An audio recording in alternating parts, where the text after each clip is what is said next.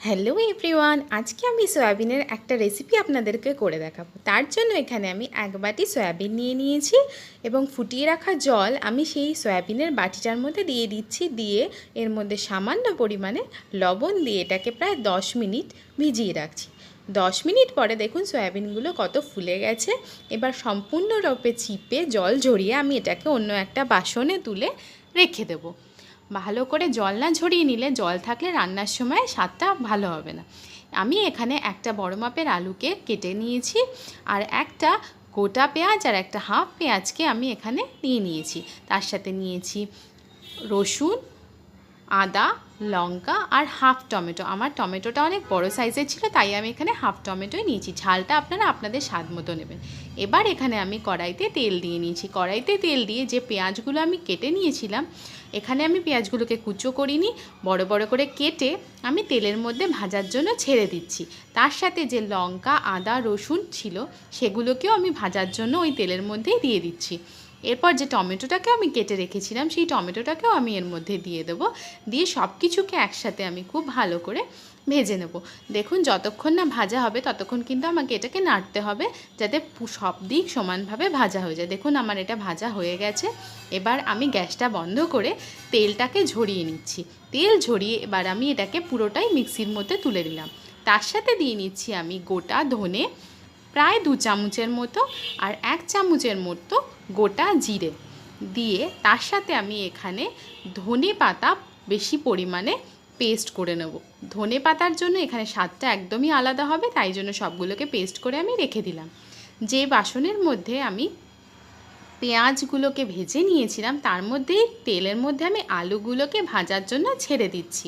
আলুগুলোকে ছেড়ে দিয়ে ভালো করে নাড়াচাড়া করে আলুগুলোকে ভেজে নিচ্ছি। তার মধ্যে আমি সামান্য হলুদ আর নুন দিয়ে নিচ্ছি ভাজার সময়।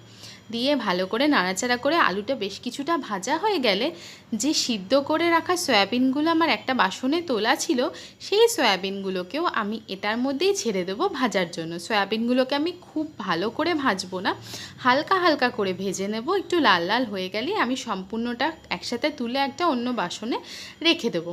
দেখুন আমি আলু আর সয়াবিনগুলোকে একসাথে তেলের মধ্যে মিশিয়ে নিচ্ছি, নিয়ে ভেজে নিচ্ছি। সয়াবিনগুলো আমার হালকা হালকা হলদে হলদে করে ভাজা হয়ে গেছে। এবার আমি আলু সয়াবিন সবটাকেই তুলে একটা বাসনে রেখে দিচ্ছি। ভালো করে তুলে নিয়ে আমি এই কড়াইয়ের মধ্যেই আবারও প্রায় 2 টেবিল স্পুনের মতো তেল দিয়ে নিচ্ছি। দিয়ে তার মধ্যে শুধু আমি একটা এলাচ আর 1 টুকরো দারচিনি ফোড়নে দিয়ে নিচ্ছি। না, ফোড়নটা হয়ে গেলে আমি যে মশলাটা করে রেখেছিলাম সেই মশলাটাকে আমি এর মধ্যে দিয়ে দেবো।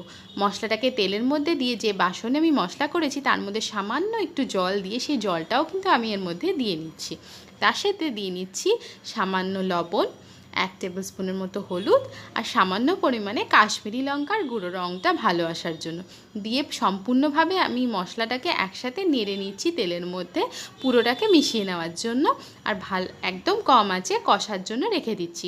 মশলাটা দেখুন কষা হয়ে গেছে, সম্পূর্ণভাবে তেল ছেড়ে দিয়েছে এবং রঙটাও একদম চেঞ্জ হয়ে গেছে।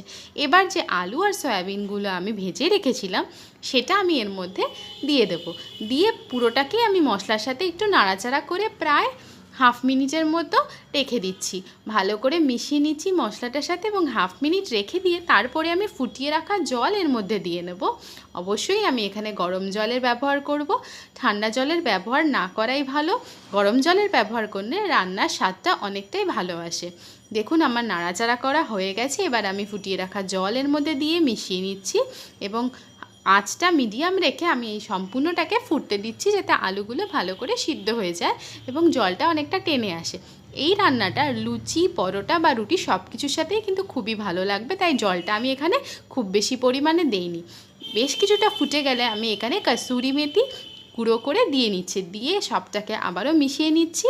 মিশিয়ে নিয়ে বাকিটা আমি ফোটার জন্য রেখে দিচ্ছি। ভালো করে ফুটে গেলে দেখবেন জলটা পুরোপুরিভাবে টেনে নিয়েছে এবং রান্নাটা অনেকটাই মাখা মাখা হয়ে গেছে।